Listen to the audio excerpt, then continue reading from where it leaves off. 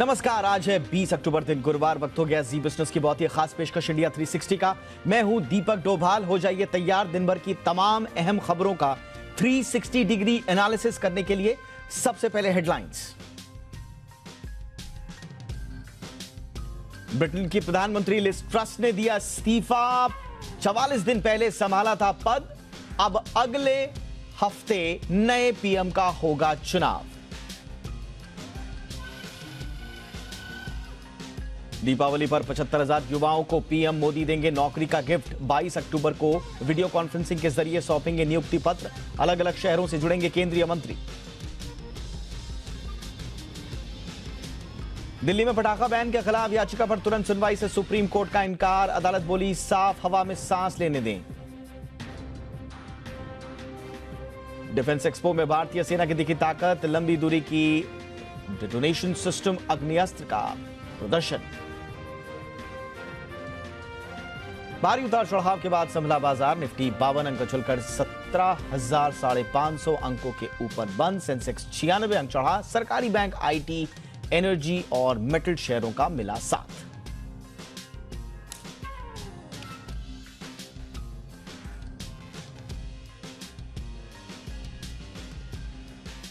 तो आज की सबसे बड़ी खबर, ब्रिटेन में पिछले कई दिनों से जारी सियासी उथल पुथल के बीच आखिरकार लिज ट्रस ने प्रधानमंत्री पद से इस्तीफा दे दिया है। लिज ट्रस के इस्तीफे का पहले से ही उन कयास लगाए जा रहे थे, दबाव जिस तरह का था और खस्ता हाल होती ब्रिटेन की अर्थव्यवस्था के बीच लिज ट्रस के कई फैसले उनके राजनीतिक भविष्य पर भारी पड़ गए। बोरिस जॉनसन के प्रधानमंत्री पद का छोड़ने के बाद लिज ट्रस ने यह कुर्सी संभाली थी और तब भारतीय मूल के ब्रिटिश राजनेता ऋषि सुनक ने चेतावनी भी दी थी उस वक्त कि लिज ट्रस की आर्थिक नीतियां ब्रिटेन को नुकसान पहुंचाएंगी। लेकिन पीएम बनने के बाद भी ट्रस ने सुनक की चेतावनी पर बिल्कुल भी ध्यान नहीं दिया। लिज ट्रस की सरकार ने संसद में कुछ समय पहले ही मिनी बजट पेश किया और जब से ये मिनी बजट के अनाउंसमेंट सामने आए, पूरी की पूरी दुनिया और ब्रिटेन सख्ते में आ गया। इस बजट में उन्होंने टैक्स बढ़ोतरी, महंगाई पर रोक लगाने वाले कदम उठाए थे, लेकिन जल्द ही इन फैसलों को सरकार ने वापस ले लिया, यू टर्न ले लिया और तब से ही उन पर खतरे के बादल मंडरा रहे थे उनके पद पर। लेकिन आज सबसे पहले बताते हैं आपको लिज ट्रस के इस्तीफे की 5 बड़ी बातें। वो 5 बड़ी बातें कौन सी हैं जो लिज ट्रस के इस्तीफे से सामने आई हैं। तो सबसे पहली बड़ी बात कि लगभग 45 दिनों तक लिज ट्रस जो है वो इस पद पर रही और जैसा कि हमने आपको बताया कि इन 45 दिनों में उनके जो लिए गए फैसले थे लगातार सवालों के घेरे में रहे। दूसरा जो बड़ा जो आज का जो पॉइंट रहा है 5 बड़ी बातों में से, जो मिनी बजट के जो उनके फैसले थे, जैसा हमने कहा कि टैक्स को लेकर जो मिनी बजट में उनके जो फैसले लिए गए थे उसकी लगातार आलोचना हो रही थी। ये माना जा रहा था कि लिज ट्रस के दिन आने वाले दिनों में उनके लिए ठीक नहीं रहने वाले हैं। टैक्स कटौती पर वो लगातार विरोधियों के निशाने पर थी। न सिर्फ पार्टी के बाहर बल्कि पार्टी के भीतर भी टैक्स कटौती पर वो लगातार विरोधियों के निशाने पर थी और जब से इन्होंने यू टर्न लिया, एक तरह से ये तय हो चुका था कि अब उनकी छुट्टी होगी, लेकिन कब होगी ये कोई नहीं जानता था, क्योंकि वो आज ही उनका बयान आया था कि I am not a Quetta. लेकिन इस बयान के तुरंत बाद उनको इस्तीफा भी देना पड़ा। क्वासी कार्टिंग जो कि वित्त मंत्री थे और सुएला ब्रेवमैन जो कि इंटीरियर मिनिस्टर थी, वो दोनों के दोनों इस्तीफा ऑलरेडी दे चुके थे और सुएला ने तो अपना जब पद छोड़ने के बाद बयान दिया तो वो बहुत तीखा था लिज ट्रस के खिलाफ। तो यानी कि अपनों का भी ट्रस्ट नहीं जीत पाई थी और पार्टी का भी ट्रस्ट नहीं जीत पाई। तो इस तरह से 45 दिन के भीतर भीतर लिज ट्रस ट्रस्ट वर्दी नहीं रह गई। अब आगे क्या होगा जरा फटाफट से ये भी बता देते हैं कि आगे क्या होगा। देखिए, जैसा हमने आपको बताया कि पार्टी नेता अब अगले हफ्ते नया पीएम चुनेंगे। हालांकि डिमांड वहां पर ये आ रही है कि नए सिरे से प्रधानमंत्री पद के चुनाव हों, लेकिन अभी फिलहाल जो खबर है वो यही है, जो टोरी ऑफिशियल्स हैं वो यही कह रहे हैं कि अक्टूबर 28 तक वो नया पीएम चुन लेंगे। ऋषि सुनक एक बार फिर से रेस में आगे आ चुके हैं। कुछ सर्वेज हुए हैं वहां पर और उन सर्वेज में पार्टी के 55% सदस्य जो हैं वो सुनक के साथ नजर आ रहे हैं। तो ये आगे क्या होगा ये हम आपको थोड़ा सा 5 पॉइंटर्स में बता रहे हैं। जेरेमी हंट जो कि वित्त मंत्री हैं, उन्होंने साफ कह दिया है कि वो चुनाव नहीं लड़ेंगे। बोरिस जॉनसन के टाइम पर आपको याद होगा रनर अप रहे थे, तो कहा यह भी जा रहा था कि क्या ऋषि सुनक को जेरेमी टक्कर देंगे, तो उन्होंने बोला मैं रेस में नहीं हूं। तो एक तरह से ऋषि सुनक का एक रास्ता साफ। और हम सब जानते हैं कि नए पीएम के सामने आर्थिक चुनौतियां तो होंगी ही, उस पर भी हम बातचीत करेंगे। लेकिन जाते जाते लिज ट्रस ने क्या बयान दिया अपना पद छोड़ने पर, पहले वो सुन लेते हैं। And we set out a vision for a low tax, high growth economy that would take advantage of the freedoms of Brexit. I recognise, though, given the situation, I cannot deliver the mandate on which I was elected by the Conservative Party. I have therefore spoken to His Majesty the King to notify him that I am resigning as leader of the Conservative Party. Zee business के managing editor Anil Singhvi sir हमारे साथ हैं और जाने माने market expert Ajay Bagga sir हमारे साथ जुड़ चुके हैं। अनिल सर, आपसे चर्चा की शुरुआत, इस पूरे एपिसोड को आप किस तरह से देखते हैं? लिज ट्रस का जाना क्या कहानी बयां कर रहा है? दीपक, देखिए, चाहे प्रधानमंत्री उनके बोरिस जॉनसन हो, लिज ट्रस हो, या फिर नए कोई ऋषि सुनक साहब आ जाए, दिक्कतें जो ब्रिटेन की है वो इतनी जल्दी और इतनी आसानी से खत्म होने वाली नहीं। ऐसा तो है नहीं कि कोई एक आदमी आकर बड़ा out of the box idea ले आएगा, उससे सारी की सारी आर्थिक समस्याएं दूर हो जाएगी। और ये आर्थिक समस्याएं अगर सिर्फ ब्रिटेन की हो, ब्रिटेन से जुड़ी हुई हो, तब तो समझ में आता है। जब दुनिया भर में जो कुछ हो रहा है और जो रशिया यूक्रेन के युद्ध के बाद सिचुएशन बदली है, कई सारे बड़े देशों की और छोटे देशों की, जहां आर्थिक स्थिति बड़ी डावाडोल होती दिख रही है, एनर्जी संकट है, जो बूढ़े पेंशनर्स हैं उनको पेंशन देने में दिक्कतें आ रही हैं, बॉन्ड मार्केट धराशायी हो रहे हैं, करेंसी का हाल बड़ा बुरा है। ये सारी चीजें जो हो रही हैं, ये किसी के भी बस में ऐसा तो है नहीं कि जादू की छड़ी है वो बैठेगा और वो बदल पाएगा। और वही हुआ है, 1.5 महीने में लिज ट्रस निकल गई। बोरिस जॉनसन भी यही कर रहे थे, वो भी यही कर रहे थे, आने वाले का भी शायद इसी तरह का कामकाज हो, क्योंकि सिचुएशन एक्सटर्नली ज्यादा है, इंटरनली थोड़ा बहुत आप फेरबदल कर सकते हैं। सिचुएशन थोड़ा कम खराब होने दें या ज्यादा खराब होने दें, यही कुछ हो सकता है। तो लिज ट्रस के जाने के पीछे भी सबसे बड़ा कारण यही है कि जो उम्मीदें उनसे थी वो उम्मीदों पर बिल्कुल भी खरी उतर नहीं पाई। पहली बात, उनके खुद के ही लोग, उनकी खुद की ही पार्टी के सारे सदस्य उनके विरोध में हुए। तीसरी बात यह है कि सिचुएशन न तो कूटनीतिक मोर्चे पर न आर्थिक मोर्चे पर वो सुधार पाए। तो ये सारे कारण थे जिसकी वजह से उन्हें जाना पड़ा। और मुझे लगता है कि जैसा आज सुबह ही हम शो में बात कर भी रहे थे, बग्गा साहब ने कहा भी कि बहुत ही जल्दी आपको ये खबर सुनने को मिलेगी। और देखिए, आज दिन खत्म होने के पहले ही बग्गा साहब ने जो कहा वो भविष्यवाणी सच भी होती दिखी। वो तो आज ही अपना कार्यकाल खत्म कर गई। एब्सोल्युटली। बग्गा सर, आपका रिएक्शन सर, आपने जो कहा वो बिल्कुल शब्दशः सत्य साबित हुआ। आपके कुछ प्रेडिक्शंस रहे होंगे, क्या लिज ट्रस का जाना वाकई में ब्रिटेन के लिए और जो उस लूप में पूरी की पूरी वर्ल्ड इकोनॉमिक ऑर्डर अब एक तरह से बंधा हुआ है, उसके लिए किस तरह के संकेत हैं?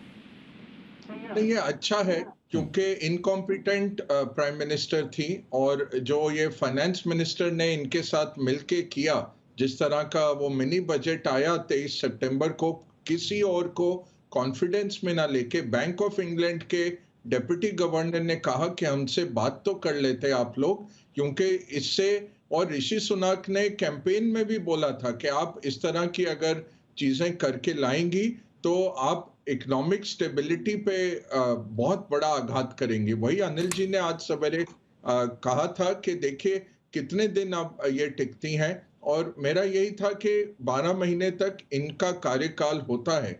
जो रूल्स हैं, ना नो कॉन्फिडेंस आ सकता है पार्लियामेंट में, ना पार्टी हिला सकती है, बट पार्टी के जो बैक बेंचर्स हैं वो इनको विवश करेंगे रिजाइन करने के लिए। तो मार्केट्स के लिए अच्छी चीज है दीपक, क्योंकि अनसर्टेनिटी निकलती है। और अब कंजर्वेटिव्स को सोचना पड़ेगा, वो 30% की लीड दे चुके हैं लेबर को ओपिनियन पोल्स में।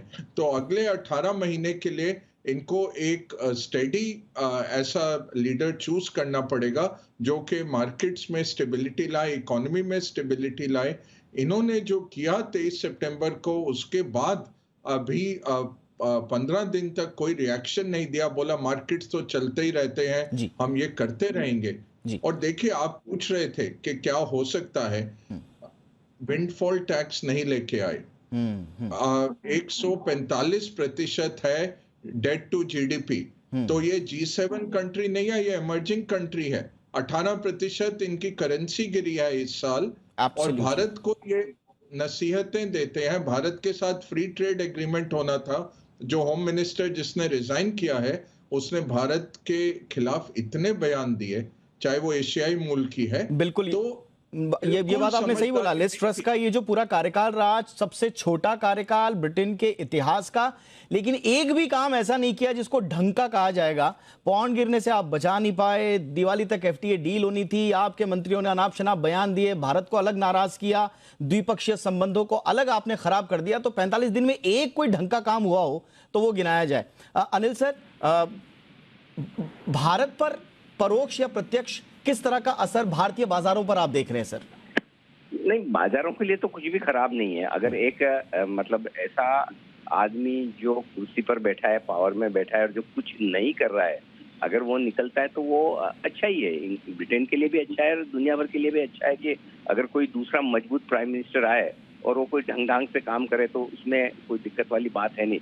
और अगर 45 दिन में ही पूरा देश, ब्रिटेन या उनकी पार्टी के सदस्य ये समझ रहे हैं कि उन्हें फैसलों लेने की समझ नहीं है, सबसे बड़ी दिक्कत देखिए जो बग्गा साहब भी बता रहे हैं, और पिछले बार से हमने सीखा है, चाहे वो 2020 में हुआ हो कोविड के वक्त या 2008 की मंदी में हो, सबसे ज्यादा अगर किसी एक आर्थिक समस्या का सोल्यूशन निकलता है तो इस बात को लेकर निकलता है कि आपका सेंट्रल बैंक और आपकी सरकार कंधे से कंधा मिलाकर उस समस्या से बाहर निकलने की कोशिश करे।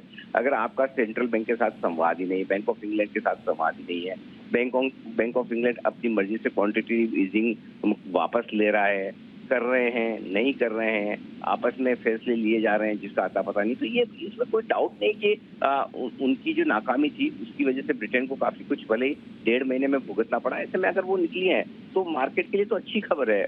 हिंदुस्तान के लिए बहुत ज्यादा फर्क नहीं पड़ता, छोटी मोटी चीजें हैं, ठीक है, हिंदुस्तान विरोधी वातावरण थोड़ा सा ज्यादा था, कम हो जाएगा, उससे फर्क नहीं पड़ता। एक चीज और बताऊं दीपक, जो बग्गा साहब भी आपको इस बात की वाउच करेंगे कि इस वक्त ब्रिटेन को तो जरूरत है फॉरेन करेंसी की, डॉलर्स की, पैसे की, और सबसे ज्यादा स्टूडेंट्स और सबसे ज्यादा पैसा अगर कहीं ब्रिटेन में जा रहा है तो हिंदुस्तान के लोग जा रहे हैं। सो आई डोंट थिंक कि कोई भी नया प्राइम मिनिस्टर आएगा तो वो इस बात की तरफ ज्यादा मतलब अकड़ने की कोशिश करेगा।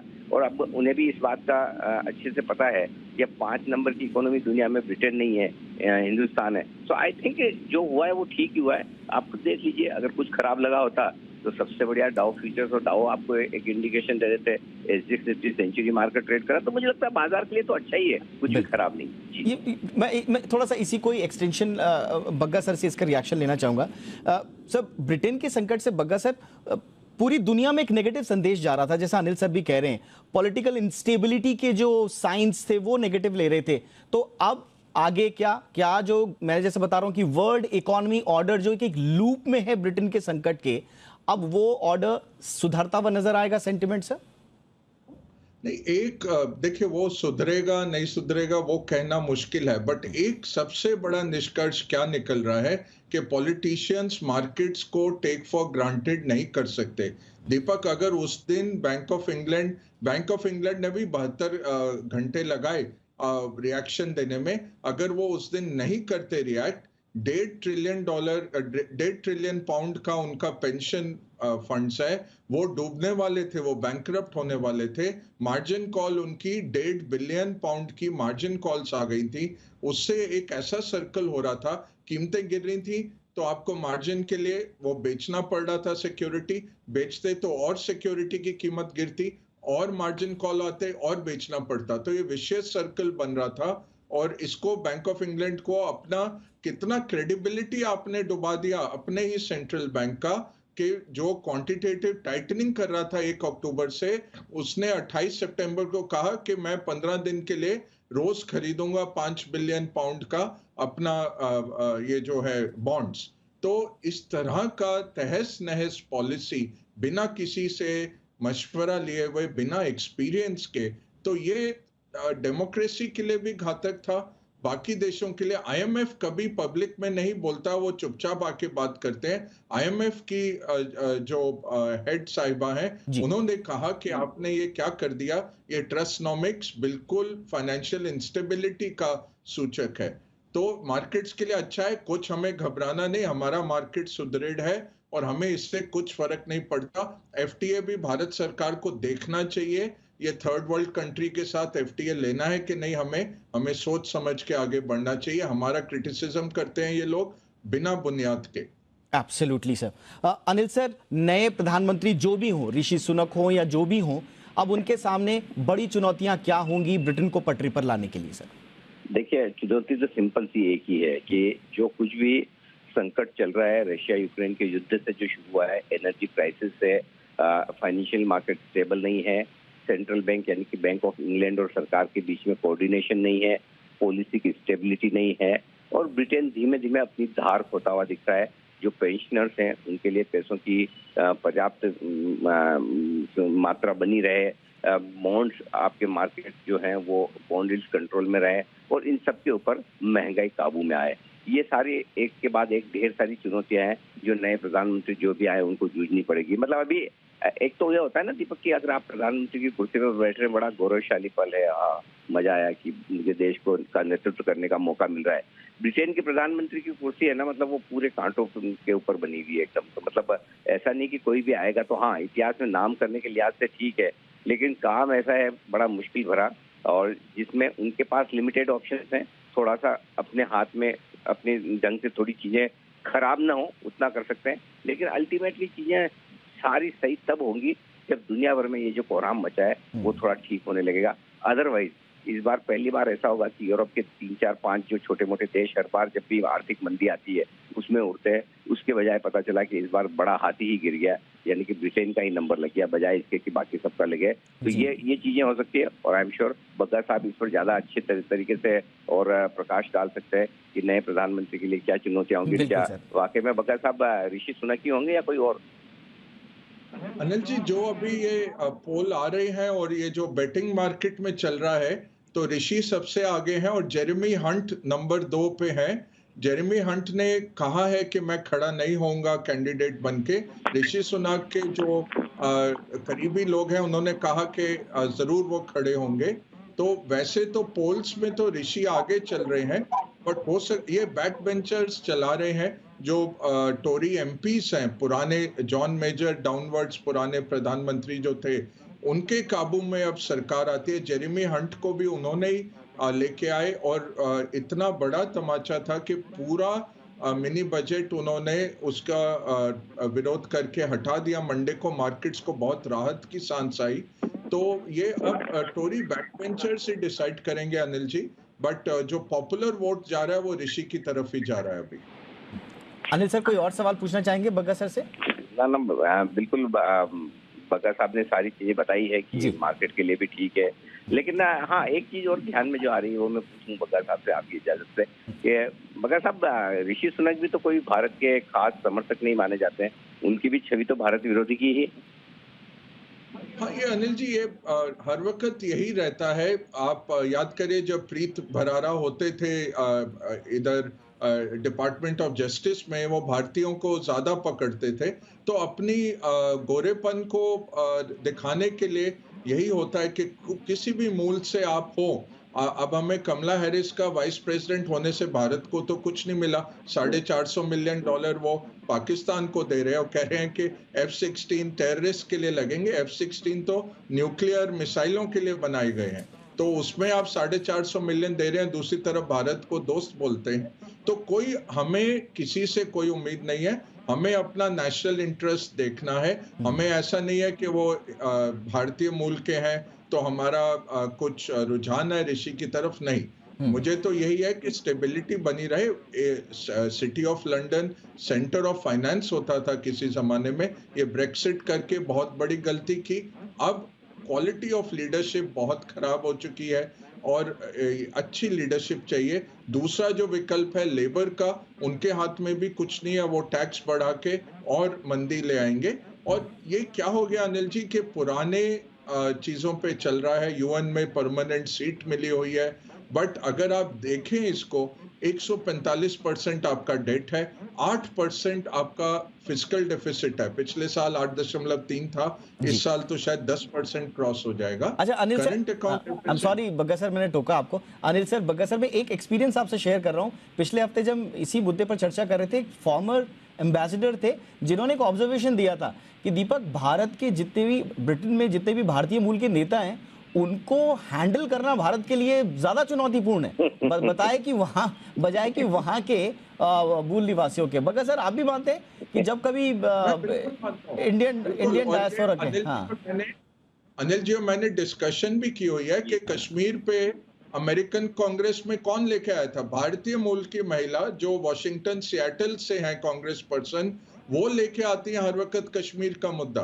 भारतीय मूल की, क्योंकि वो अपने 5 स्टार लगवाने चाहते हैं, तमगा लेना चाहते हैं कि भाई हम भारत के नहीं हैं, हम आपके हैं।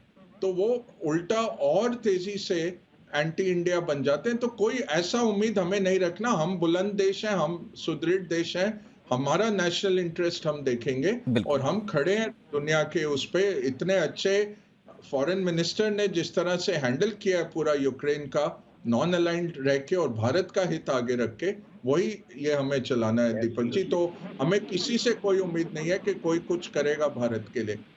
एब्सोल्युटली। अनिल सर कुछ कहना चाह रहे हैं सर? नहीं, बिल्कुल परफेक्ट है। बग्गा साहब ने पूरा अच्छे से समअप किया और बात सही है।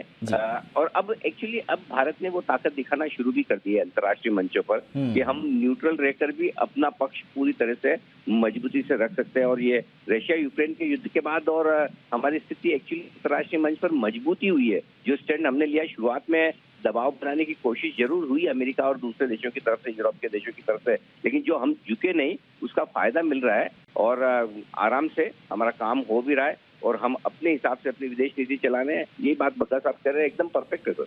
बिल्कुल। और इसीलिए अमेरिका में तो लगातार बहस इस बात पे चल रही है। एक स्टेटमेंट वहां के एक जर्नलिस्ट का आया था, उन्होंने साफ तौर पर कहा कि भारत का इस वक्त अपनी विदेश नीति का स्वर्णिम काल चल रहा है।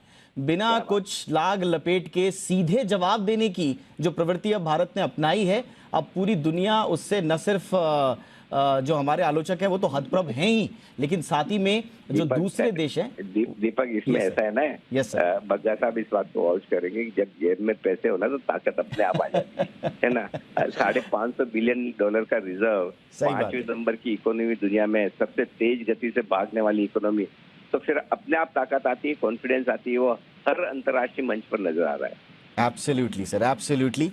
और बहुत सही कहा। और हमारे मार्केट को पहली बारी ऐसी सरकार है जो हमारे मार्केट को लेवरेज कर रही है। अगर आपको मार्केट एक्सेस चाहिए तो आप पीएलआई में आइए, आप भारत के अंदर मैन्युफैक्चर करिए। ये नहीं कि आपको हमारा मार्केट, मतलब टेस्ला के सामने जो खड़े हो सकते हैं, कितना एलन मस्क ने दबाने की कोशिश की कि मैं तो चाइना में बना के गाड़ियां इधर लाऊंगा, मेरे को ड्यूटी कम करिए। भारत सरकार अटकी रही कि आप यहाँ बनाओ, अगर बनाना है हम चाइना को नहीं देंगे सारा वैल्यू एडिशन और आप हमारे मार्केट के मजे लूटो यहाँ आके सीधा हमारे यहाँ इंपोर्ट करके। तो ये बहुत स्ट्रॉन्ग पॉलिसी डायरेक्शन दिया है। नया भारत है, आत्मनिर्भर भारत है और हम इसको आगे बढ़ाएंगे। अनिल जी बिल्कुल सर, बहुत बहुत शुक्रिया अजय बग्गा सर, आपने वक्त निकाला। Anil sir, thank you so much sir इस विश्लेषण के लिए आप दोनों का। तो अब देखना ये होगा कि नया प्राइम मिनिस्टर जो बता रहे हैं कि जो टोरी ऑफिशियल्स हैं जो बता रहे हैं 28 अक्टूबर तक मिल जाएगा। हाँ, हालांकि एक बात मैं पूछना भूल गया, लेकिन हम उसको आने वाले बुलेटिन्स में ज़रूर कवर करेंगे। वहाँ पर एक नए तरह सिरे से प्राइम मिनिस्टर चुनाव की वकालत भी की जा रही है, लेकिन फिलहाल जो है वो तो टोरी ऑफिशियल्स इलेक्शन करेंगे अपने ही बीच में से नए यूके पीएम का, जो कि 28 अक्टूबर तक आ जाएगा। उनके सामने क्या क्या चुनौतियाँ होंगी ब्रिटेन के भीतर और फिर ब्रिटेन के बाहर, क्योंकि पूरी की पूरी दुनिया की इकोनॉमिक जो ऑर्डर है वो प्रभावित होता है, तो वो इन चुनौतियों से कैसे पार पाएंगे। लगातार हमारा विश्लेषण इस पे जारी रहेगा। जी बिजनेस पर आप लगातार ब्रिटेन के राजनीति से जुड़ी हुई हर हलचल पर बारीक और सटीक विश्लेषण देखेंगे। कोरोना महामारी ने एक बार फिर चिंताएं बढ़ा दी हैं। 2 साल बाद लोग धूमधाम से दिवाली का त्योहार मनाने की तैयारी कर रहे हैं और इसी बीच कोरोना के 2 नए वेरिएंट्स ने दस्तक दे दी है और इसी ने लोगों की परेशानियां बढ़ा दी हैं। कोरोना का नया वेरिएंट BF.7 कई देशों में तेजी से फैल रहा है और लोगों को परेशान कर रहा है। ये वेरिएंट चीन, Mongolia, US, UK, Australia, Belgium जैसे देशों में फैल रहा है। खबरों के मुताबिक चीन में हाल ही में जो कोरोना के मामले बढ़े हैं उसमें BF.7 इसकी बड़ी अहम भूमिका है। और दुनिया में बढ़ रहे कोरोना के इस वेरिएंट को देखते हुए एक्सपर्ट्स ने चेतावनी दी है कि त्योहारों से पहले एहतियात बरता जाए, साथ ही कोरोना गाइडलाइन को भी फॉलो किया जाए। इसी वेरिएंट के लक्षण, ये वाला वेरिएंट है, इसके लक्षण ज़्यादा गंभीर तो नहीं है, लेकिन जिन्हें हार्ट की बीमारियां, किडनी की बीमारियां या लिवर संबंधित बीमारियां हैं उनके लिए ये घातक साबित हो सकता है। ये चेतावनियां आ रही हैं। वहीं बूढ़े लोगों के लिए भी इसके संक्रमण से गंभीर लक्षण हो सकते हैं। एक्सपर्ट्स बता रहे हैं कि BF.7 वेरिएंट के लक्षण सीने में दर्द, बहरापन, कभी छूटना, और अगर इनमें से किसी तरह के लक्षण किसी को नजर आए तो अपना थोड़ा सा एहतियात बरतें ज़रूर। इसके अलावा लगातार हो रही खांसी, सूंघने की क्षमता में कमी जैसे लक्षण भी इसमें शामिल हैं। तो एक तरफ हम थोड़ा सा लापरवाह भी हो गए हैं, ये कहने में कोई गुरेज नहीं करना होगा कि थोड़ा सा लापरवाह हुए हैं। आज दिल्ली सरकार ने देखिए 2 वेरिएंट आ रहे हैं, उसके बीच में कह दिया कि अब मास्क से पूरी तरह से छुट्टी। तो ये थोड़ा सा हम त्योहारों से पहले जो अति लापरवाह हो गए हैं, कहीं इसी वजह से ये जो कोरोना के मामले हैं वो बढ़ तो नहीं रहे हैं। अगर आप डेटा देखेंगे तो बीते कुछ दिनों से कोरोना के मामले फिर से सिर उठा रहे हैं। और अब हमारे साथ बहुत ही खास मेहमान इस वक्त हमारे साथ जुड़ रहे हैं। डॉक्टर मनोज कुमार देश के जाने माने स्वास्थ्य विशेषज्ञ हैं और सीनियर कंसल्टेंट हैं मैक्स हॉस्पिटल में। सर बहुत बहुत स्वागत है आपका।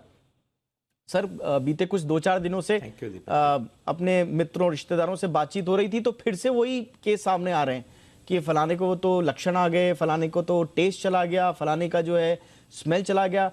टेस्ट अभी भी नहीं करा रहे हैं, लेकिन लग रहा है कि कोरोना ही है। तो हमने कहीं ज्यादा लापरवाह तो नहीं हो गए सर हम?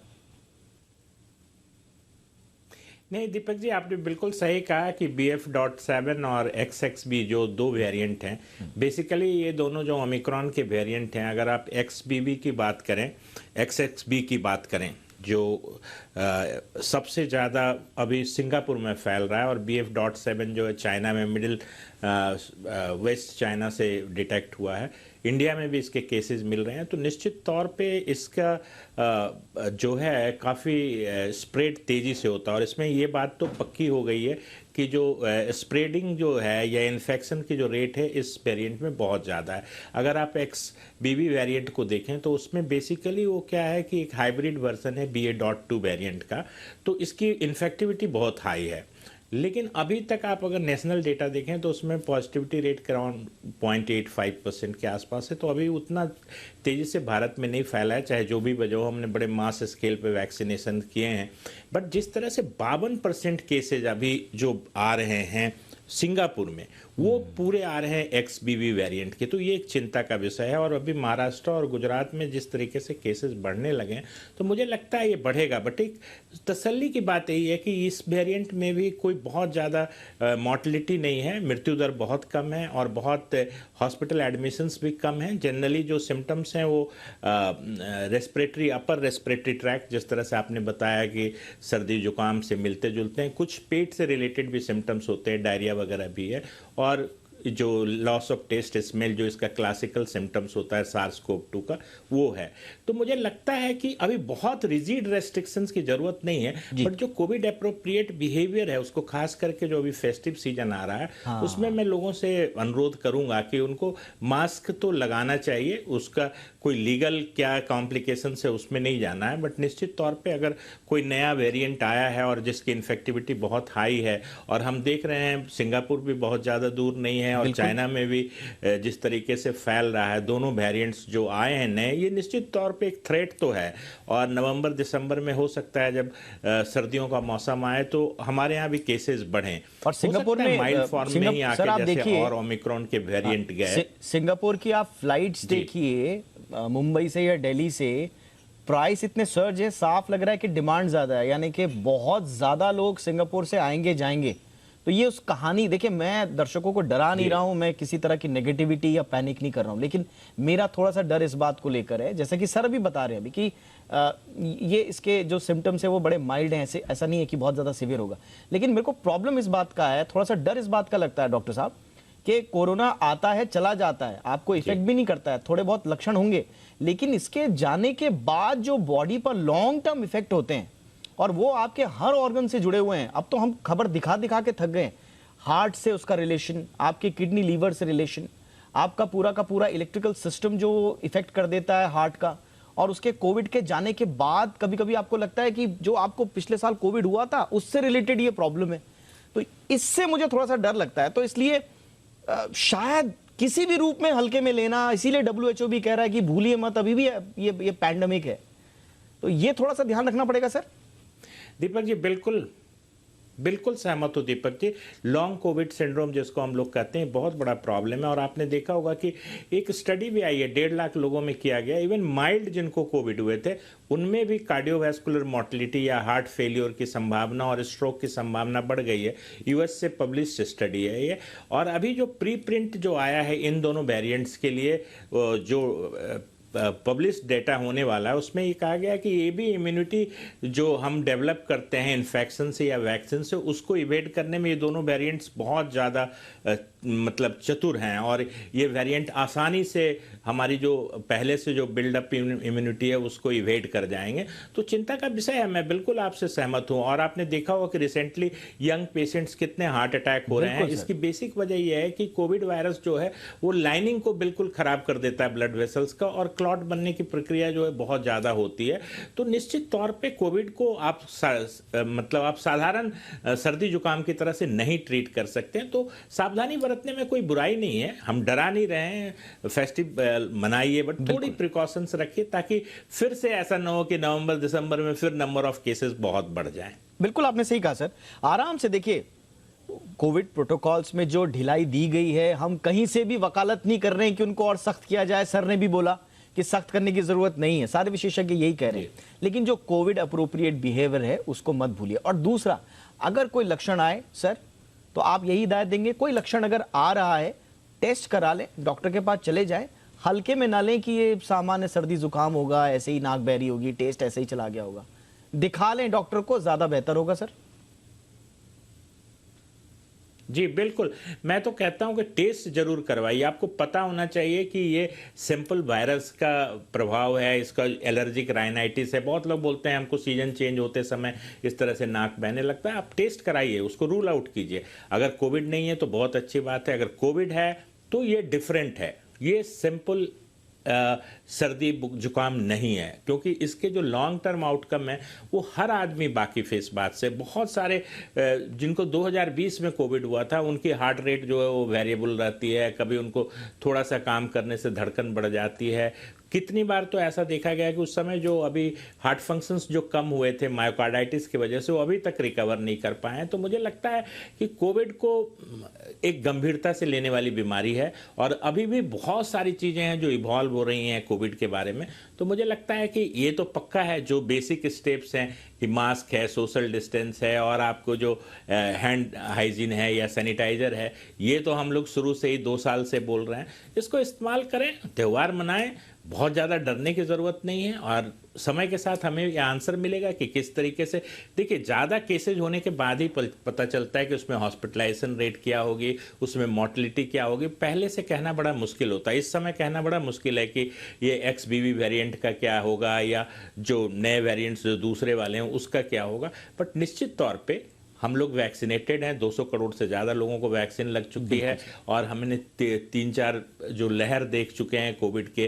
तो हमें ऐसा महसूस होता है कि हम लोग इम्यून हैं, इम्यूनिटी थोड़ी इवेड होगी, बट इम्यूनिटी भी जो है बहुत लेवल पे होती है, सेलुलर इम्यूनिटी होती है, केवल एंटीबॉडी रिस्पॉन्स नहीं होता है। तो मुझे लगता है कि एक मेमोरी सेल्स भी काम करता है, तो बहुत ज़्यादा सीरियसनेस नहीं आएगी या बहुत ज़्यादा लेथल नहीं होगा, मृत्यु दर कम ही रहेगी, बट सावधानी बरतने की आवश्यकता है। दर्शकों से मैं यही शेयर करूंगा। बिल्कुल सर, वो आपकी और मेरी भी चिंता एक ही है, क्योंकि हमने ऐसा दौर देख लिया है कि इसको किसी भी रूप में हल्के में लेना थोड़ा उचित नहीं लगता है। इसलिए सावधानी बरतें, ज़रूर बरतें, अच्छे से अपना त्यौहार मनाएं, बढ़िया से मनाएं, पूरे खुल के मनाइए। लेकिन अगर कोई लक्षण दिखें तो ज़रूर टेस्ट करा लीजिए। और हाँ, अगर आपने बूस्टर डोज नहीं लगाया है तो उसको हल्के में मत लीजिए, बूस्टर डोज ज़रूर लगा लीजिए, ये आपकी सेफ्टी के लिए ही है। बहरहाल हमारा काम था आप लोगों को सतर्क करना और थोड़ा सा जागरूक करना। पैनिक की तरह मत लीजिएगा, हम बार बार कह रहे हैं पैनिक नहीं कर रहे हैं। आपके त्योहारों में खलल डालने का भी हमारा कोई उद्देश्य नहीं है, लेकिन हमारी जिम्मेदारी है आपको थोड़ा सा सतर्क करना, बाखबर करना। वो जिम्मेदारी हम निभाते आए हैं और निभाते रहेंगे। Thank you so much doctor Manoj sir, आपने वक्त निकाला, अमूल्य समय दिया हमें, बहुत बहुत शुक्रिया सर। और आइए शुरू करते हैं जी बिजनेस की खास पेशकश, कैब है या ट्रैप है।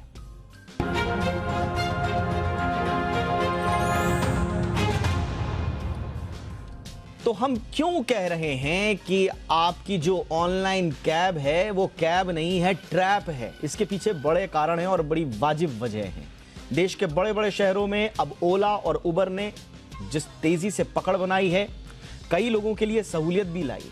इसमें ये कोई दो राय नहीं है कि इसने एक आम आदमी का बहुत बड़ा पेन पॉइंट था वो सॉल्व किया, एक सॉल्यूशन लेकर आए, उसकी भूरी भूरी प्रशंसा है।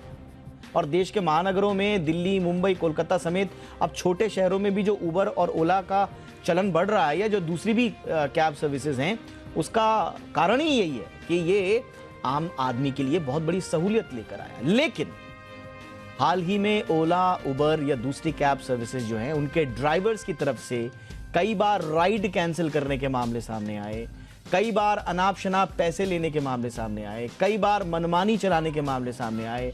और इस तरह की मनमानियों की जब शिकायत करी जाए इन कैब एग्रीगेटर सर्विसेज से तो कोई सुनवाई नहीं।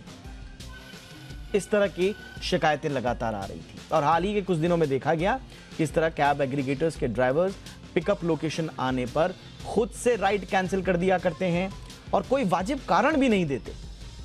स्वाभाविक रूप से ग्राहकों को दिक्कत तो होगी ही। तो क्या आप भी कैब सर्विसेज मसलन ओला, उबर की बदहाल सेवाओं से परेशान हैं? देश के अलग अलग शहरों से ओला, उबर के खिलाफ बहुत शिकायतें मिल रही हैं। जी बिजनेस ने इन्हीं शिकायतों के आधार पर एक खास मुहिम शुरू की है और आज हम अलग अलग शहरों की आपको तस्वीर दिखाएंगे, जानने की कोशिश करेंगे कि कैब ड्राइवर्स की मनमानी के पीछे वजह क्या है। और कई बार खुद कैब ड्राइवर भी परेशान है, ओला, उबर और बाकी जो सर्विसेज हैं उनसे कैब ड्राइवर भी परेशान है और फिर कैब ड्राइवर से आम आदमी परेशान है। तो ये पूरा लूप है। तो कैब ड्राइवर हो या कस्टमर हो, चाहते क्या हैं? इस मुहिम की शुरुआत सबसे पहले हम कर रहे हैं मुंबई से। और मुंबई में क्या कुछ परेशानियां लोगों ने झेली, मुंबई और उसके आसपास के इलाकों में ओला, उबर टैक्सी सर्विसेज को लेकर आम ग्राहकों के साथ साथ टैक्सी चलाने वाले भी नाखुश हैं। राइड कैंसिल जैसा हमने आपको बताया, जबरदस्ती कैश मांगना, ऑनलाइन पेमेंट नहीं चाहिए साहब, कैश चाहिए, गाड़ी की साफ सफाई नहीं है, इस तरह की बहुत सारी दिक्कतें हैं जिसको लेकर आम लोग जो है वो नाराज हैं और अपनी बात जी बिजनेस के माध्यम से उन्होंने कही है। सबसे पहले सुनिए आम आदमी की बात। ओला की सर्विस हम हमेशा यूज़ करते हैं। काफ़ी बार, बहुत बार तो हमारी राइड कैंसिल हो जाती है। मैं आपको एक इंसिडेंस बता देती हूँ। लास्ट संडे हम लोग भांडुप में मेट्रो से शॉपिंग करके रात के 11 बजे हमने ओला ऑटोज़ बुक की थी। 3 बार बुकिंग की, रात के 11 बजे तीनों बार कैंसिल की। यहाँ पर हम लोग सेफ्टी और सिक्योरिटी की बात करते हैं तो ये सर्विस ओला की तरफ से हमको मिलती है और ये बहुत बार होता है ऐसे हमारे साथ। ओला कैंसिलेशन के चार्जेस लगते हैं, चाहे सामने वाला कैंसिल करे या हम कैंसिल करें, फिर भी कैंसिलेशन चार्जेस लगते। वेटिंग का उनका रहता है। एक तो उनका ऑनलाइन पेमेंट सिस्टम भी बराबर नहीं है, कैश हो तो उसके भी कैंसिलेशन चार्जेस लगते हैं या फिर हमारा अकाउंट भी वो ब्लॉक करके दिखाते हैं। ऐसा बहुत बार होता है। आपने मतलब उनके साथ रहा एक्सपीरियंस? अगर मैं हाल फिलहाल की बात करूं तो जब से कोरोना टाइम के बाद का जो एक्सपीरियंस है वो बहुत ज़्यादा ख़राब है। जो ओला पहले तुरंत आया करती थी कि 5 मिनट में 10 मिनट का एक एक्सपेक्टेड टाइम हुआ करता था, आज की तारीख में ये है कि 15 मिनट, 20 मिनट और उसके बाद भी उतना इंतज़ार करने के बाद में कैंसिल राइड हो जाती है। रीज़न पता नहीं। ड्राइवर 4 बार फ़ोन करता है, पूछता है भाई साहब कहाँ जाने का है, उसको बता दिया तो वो अपने आप ही कैंसिल राइड करके फरार हो जाता है। तो इतनी बुरी हालात हैं आज की तारीख। अच्छा, ऐसा भी कुछ हुआ है कि कैश और ऑनलाइन ये भी पूछा हो और इसकी वजह से कुछ हुआ हो, या फिर और कोई ऐसा कि आपका अकाउंट ब्लॉक कर दिया हो, ऐसी भी? ऐसा मेरे साथ मेरा खुद का ही इंसिडेंस है। मैं यहाँ से गोरेगांव गया था, ओला बुक की, उसमें जो भी उसके चार्जेस बनते थे कोई 420 या 421 रुपये का उसका बिल था। तो मैं जनरली क्या जीपे या पेटीएम जो भी है अपने ऐप्स वगैरह उनके थ्रू उनको पेमेंट करता हूँ। उस दिन उसमें सिवाय ओला पे के और कुछ चल ही नहीं रहा था। ओला पे मेरा अकाउंट नहीं है तो वो ऑब्वियस सी बात है मैं उसको पेमेंट कर ही नहीं पाया। तो जब मैं उसके छोड़ने लगा तो उसमें कैश जो है तो मैंने उसको कैश पकड़ा दिया। ड्राइवर ने कैश एक्सेप्ट किया और वो वहाँ से चला गया। उसके नेक्स्ट डे से मेरे पास में पहले SMS आना चालू हुए कि आपने पेमेंट नहीं किया, आप 421 रुपये भरो। मैंने उनके सपोर्ट को मेल डाला, उनके अकाउंट्स को मेल लिखा, जितने भी हेल्पलाइन है उनको कॉल किया, किसी ने कुछ नहीं किया। सबसे कह रहे नहीं आप पहले 420 रुपये भरो अपने, उसके बाद में बात कीजिए। अक्सर जब मुझे इमरजेंसी पड़ी है तो ओला का मैं अपना एक एक्सपीरियंस शेयर करना चाहूँगी कि मैं भिवंडी रहती हूँ। तो एक रात का एक टाइम था कि मैंने ओला बुक किया एंड वो राइड का कोड भी आ गया, मुझे सब कुछ हुआ, बट एंड टाइम पे मुझे कैंसिलेशन का भी मैसेज नहीं आया एंड हाफ एन आवर के बाद मुझे पता चला कि अरे मेरा ट्रिप कैंसिल हो चुका है। तो वो एक बैड एक्सपीरियंस मेरे लिए रहा है कि अगर आप नहीं जाना चाहते तो मुझे पहले इन्फॉर्म कर दो ताकि मैं आपके भरोसे वेट ना करूं। तो ओला का एक चीज़ है जो मुझे गलत लगा। और सेकंड थिंग इज़, अगर हम किसी के लिए वेट कर रहे हैं और उससे पहले हमें कोई अदर अच्छा सोर्स मिल रहा है तो हम उस पर जाते हैं। तो बट ओला का एक है कि अगर आप कैंसिल कर रहे हो अपना ट्रिप तो वो 50 रुपीज़ एडिशनल चार्जेस लगाते हैं अपने नेक्स्ट ट्रिप पे। तो येस, वो एक बैड एक्सपीरियंस रहा है। और मुंबई की अगर हम बात कर रहे हैं तो मुंबई का एक डेटा मैं आपको देता हूं। यहाँ बीते 50 दिनों में, ये लोकल आरटीओ के ऑफिशियल्स का डेटा मैं आपको दे रहा हूं, 50 दिनों में 400 कंप्लेंट्स आई हैं ड्राइवर की बदसलूकी और दूसरा की। इसमें सिर्फ ओला उबर नहीं है, ये भी मैं थोड़ा सा आपको क्लियर कर दूं। इसमें काली पीली भी है, कूल कैब्स भी है और ओला उबर भी है। तो ये जो बदसलूकियां आम आदमी के साथ हो रही है कैब के नाम पर, इस पर हमें सख्त आपत्ति है और इसीलिए हम ये मुहिम लेकर आए हैं। आपको आम लोगों की आवाज हमने इसीलिए सुनाई, थोड़ा लंबी आपको लग रही होगी लेकिन पूरा दर्द आप सुनिए। ये आम आदमी का दर्द है। अब जब हमने ओला उबर के ड्राइवरों से बात की तो उन्होंने क्या कहा, उनकी भी अपनी प्रॉब्लम है, वो क्या कह रहे हैं और वो कैब एग्रीगेटर सर्विसेज की ओर से ठगे जाने की बात कह रहे हैं। क्यों कह रहे हैं ऐसा, जरा सुनिए आप। कंपनी तो कभी ज़्यादा पैसा नहीं देता है सर। जैसे कि कैंसिलेशन जो होता है ना, कस्टमर जो बुक करते हैं उसमें कस्टमर अगर कैंसिल कर देते हैं ना तो उसमें से 50 रुपये कस्टमर का कट होता है, लेकिन हमको 22 रुपीज़ मिलता है, 28 रुपीज़ ओला को जाता है, जिसमें हम लोग चल के जाते हैं। वहाँ पे चल के हम लोग जाते हैं, उसमें हमको 22 रुपये ही मिलता है और कंपनी को जाता है 28 रुपीज़। अच्छा, अगर वो कैंसिल होता है, लेकिन जब आप लोग वो करते हो, कैंसिल करते हो, तब हम लोग अगर ड्रॉप पिकअप लोकेशन पे पहुंच गए, वहाँ पे 5 मिनट रुकने के बाद कैंसिल करते हैं तो वो भी 50 रुपये कस्टमर को लगता है और उसमें भी हमको 22 ही मिलता है। और जैसे कि ऐसा भी होता है कि हम लोग रास्ते में रन कर रहे हैं, बीच में कस्टमर कैंसिल कर दिया, हम कहीं पे ट्रैफिक में आ गए, फंस गया, उतने टाइम कैंसिल कर तो उसमें थोड़ा परेशानी हो जाती है यू टर्न में और अपना नुकसान हो जाता है, तो उसमें कुछ नहीं मिलता है। ट्रैफिक रहता है जो लाइन में और अर्निंग नहीं मिलता उतना, ट्रैफिक में कुछ पैसे नहीं बढ़ते हैं, तो मतलब क्या उतना ट्रैफिक में जाके झेल के पैसे नहीं मिलते और मेहनत करेगा इंसान तो पैसे तो बढ़ना चाहिए ना। ट्रैफिक में 1-1, 2-2 घंटा लग जाता है, अमाउंट उतना का उतना ही रहता है। अगर सर्च में रहता है तो बढ़ता है, नहीं सर्च में रहता है तो बढ़ता ही नहीं है, तो मतलब नहीं होता ना फिर चला के। और जितना एक तो CNG इतना महंगा होते जा रहा है ना, 86 रुपीज़ पहुँच गया, अभी बोल रहे हैं और महंगा होगा, तो फिर उसमें क्या परोड़ेगा इस समय कुछ समझ में नहीं आ रहा है। आजकल भाड़ा सर्च आदमी ज़्यादा ढूंढता है, जैसे मतलब ज़्यादा पैसे जिसमें हो वो भाड़ा, क्योंकि परोड़ता नहीं है, क्योंकि अपन 30-30, 40-40 किलोमीटर चले जाते हैं, उधर का 400 रुपये 500 रुपये बिल होता है। अच्छा, ये सर्च वाला क्या होता है? सर्च में पॉइंट में आता है, जैसा गाड़ियाँ नहीं रहती है या फिर बारिश होती है तो अमाउंट बढ़ जाता है, उसमें अमाउंट ज़्यादा दिखाने लगता है। जहाँ का 500-600 दिखाता है वहाँ का 1-1 हज़ार रुपये दिखाने लगता है, इसलिए इंसान वो भाड़ा ज़्यादा लेने की कोशिश करता है। और जहाँ सर्च रहता है तो नॉर्मली जो भाड़ा आता है वो उठा के भी कैंसिल कर देता है, अमाउंट पूछ के कितना अमाउंट दिखा रहा है तो कैंसिल कर देता है। अब ये तो रही मुंबई की बात, जिसमें आपने विस्तार से आम लोगों और कैब ड्राइवर्स की बात सुनी। अब जरा दिल्ली चलते हैं। दिल्ली NCR में ओला उबर की सर्विसेज को लेकर लोग क्या कह रहे हैं, जरा सुन लीजिए। अब थोड़ा सा लगता है, लेकिन सर्विस तो पहले बहुत अच्छी थी कि टाइम टू टाइम आते थे, और अब ये चार्जेस भी पहले ठीक लेते थे, लेकिन अब थोड़ा सा बढ़ा के लेते हैं। कैसे पता लगा आपको? ये ऐसे पता, हम कहीं जैसे कि हम अभी बीच में कहीं गए थे तो पहले जैसे हमारे घर में गेस्ट भी आते हैं, वो कैब यहाँ पे मतलब बुक कराते हैं तो चार्जेस अलग दिखाते हैं, और जब वहाँ जाके मतलब जहाँ पहुँचते हैं तो वो फिर ज़्यादा डबल थोड़ा चार्जेस ले लेते हैं। ओला की सर्विस तो बेटर है, लेकिन अभी हम सुनने में आ रहा है बीच में कि स्टार्टिंग उसमें सर्विस अच्छी नहीं थी, लेकिन अभी वो वेटिंग चार्जेस वगैरह ज़्यादा पे करने लगे हैं। इसकी वजह से कस्टमर्स में थोड़ा सा, और कई बार लोकेशन को लेकर के कस्टमर्स के साथ में बहुत आर्गूमेंट होता है, तो वो एक थोड़ा सा नेगेटिव जा रहा है ओला का। स्टार्टिंग उन्होंने नो डाउट अच्छा किया था। अब ऐसा नहीं है कि हमने सिर्फ कस्टमर से ही बात की है, ड्राइवर से भी बात की है और दिल्ली के ड्राइवर से भी बात की है, उनका क्या कहना है आप सुनिए।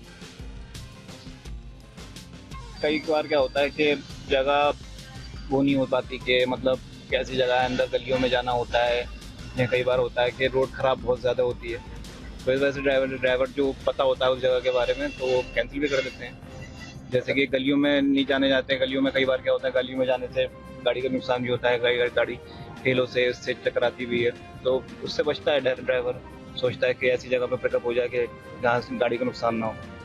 सब कुछ हमारी किराए में से ही कटता है, जो कंपनी का कुछ नहीं कटता, खाली हमारी जो पैसा लगता है जो हमें मिलता है उसमें से ही कटता है। ड्राइवर को CNG का भी हम इस्तेमाल करते हैं, पैसा हमारी जेब से जाएगा, और कंपनी जो 100 रुपये में से 70 रुपये हमें देती है, 30 रुपये भरोसा करते हैं कि ओला पे।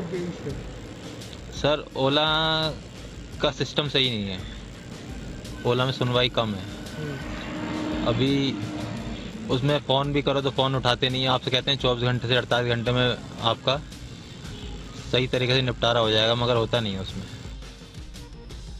तो ड्राइवर खुद बता रहा है कि ओला की सर्विस ठीक नहीं है, अगर आप कॉल करेंगे कोई सुनवाई नहीं होगी। आप देखिए ये हाल है। कोलकाता की क्या आवाज़ है, ज़रा वो भी सुन लीजिए। ओला का सर्विस सही है, बट एट सम टाइम्स क्या होता है, जैसे हम लोग वेट करते रहते हैं, वो लोग राइड पे राइड कैंसिल करते हैं, तो दैट बिकम्स लिटिल हेक्टिक, वो बहुत प्रॉब्लमेटिक बन जाता है हमारे लिए, स्पेशली वर्किंग टाइम्स में। जैसे कि like I am a doctor, तो अगर कोई अर्जेंसी होती है, हॉस्पिटल जाना होता है, तो उस टाइम पे स्पेशली जब हम ओला बुक करते हैं तो वो लोग, स्पेशली कोविड के टाइम ये प्रॉब्लम तो बहुत हमने फेस किया था। अभी ओला उबर दोनों सेम ही हो गया है वैसे, कि वो लोग राइड बहुत कैंसिल करते हैं, बहुत ज़्यादा कैंसिल करते हैं राइड्स, और फ़ोन करके बोलेंगे कि कैश पेमेंट करिए तभी आएंगे, मतलब ये सब चीज़ें भी उनका बहुत बड़ा। और हाँ, सबसे बड़ी बात, कस्टमर केयर को जब कॉल किया जाता है, कस्टमर केयर की तरफ से कोई रिस्पॉन्ड नहीं आता है। कभी कभी ऐसा भी हुआ है, गलत जगह पर मतलब गलत लोकेशन पे पहुंचा दिए हैं, और कभी कभी गाड़ी भी इतना खराब मिलता है, उसका ड्राइवर का तो बर्ताव बहुत गंदा होता है, कोई अनप्रोफेशनल जो हम लोग बोलते हैं ना, मतलब कुछ और बोल रहे हैं, वो हमारे साथ बुरा बर्ताव कर रहा है। तो रिपीटेडली ये बात हमने फेस किया है, और एक बार ऐसा भी हुआ है रिफंड, जहाँ तक हम कोई कस्टमर सपोर्ट, ये चीज़ एकदम घटिया है। सब बोलते हैं हाँ हम हैं, हम आपको हेल्प करने के लिए, हम सहायता के लिए हम लोग हैं, वो अल्टीमेट सहायता नहीं देते हैं। तो देख रहे हैं आप लोगों में कितना गुस्सा है, और ये गुस्सा जेन्युइन है। इसीलिए हमने किसी एक शहर की बात नहीं की है, हम पूरे देश के अलग अलग शहरों से लोगों की आवाज आपके सामने रख रहे हैं। लखनऊ की भी आवाज सुन लीजिए।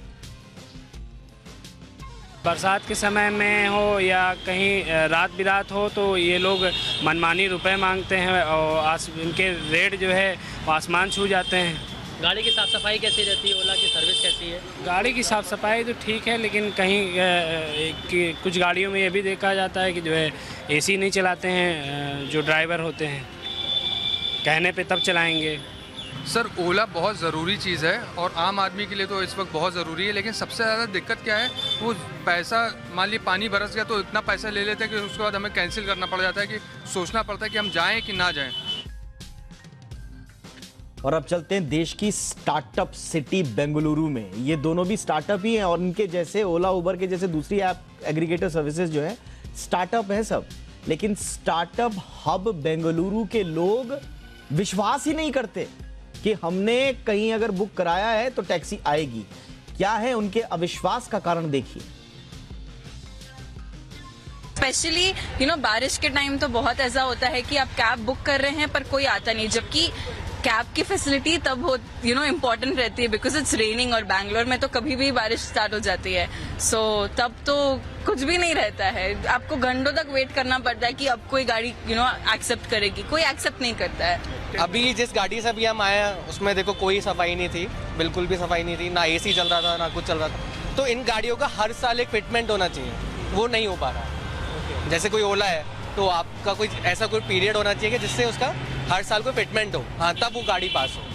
ऐसे चली जा रही है गाड़ियाँ, अंदर क्लीनिनेस नहीं है, किसी का AC नहीं चल रहा है, किसी की सीट्स फटी हुई हैं, वो सब हो रहा है। और जी बिजनेस हमेशा आम लोगों की आवाज उठाता रहा है। ओला उबर की मनमानी की शिकायतें मिलने के बाद जब हमने CCPA से इस बारे में सवाल किया तो अथॉरिटी ने माना कि ओला उबर के खिलाफ बढ़ती शिकायतों पर बारीकी से नजर रखी जा रही है और ये भी कहा है सीसीपीए ने कि आम लोग बिना हिचकिचाहट के कंज्यूमर हेल्पलाइन 1915 पर कॉल करके शिकायत कर सकते हैं। मैं ये बताना चाहूँगी कि जब से सीसीपीए ने ओला और उबर को नोटिसेस भेजे हैं और हम लोगों ने उनकी हियरिंग भी की है, बहुत सारे सुझाव भी हम लोगों ने किस तरह से वो ज़्यादा से ज़्यादा जल्दी से जल्दी और अच्छा रिस्पांस वो हमारे उपभोक्ताओं को दें।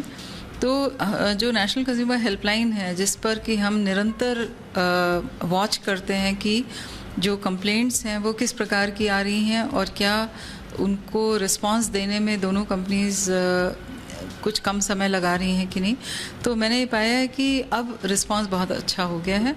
और मेरी यही अपील होगी कि जो भी ग्राहक टैक्सी एग्रीगेटर से रिलेटेड कोई भी समस्या उन्हें नज़र आती है और उन्हें लगता है कि इसका निस्तारण होना चाहिए, तो वो निश्चित रूप से वो 1915 नंबर, जो टोल फ्री नंबर है, बिना किसी अपना पैसा खर्च किए हुए आप इस अपनी समस्याओं का समाधान इस नंबर पे ले सकते हैं।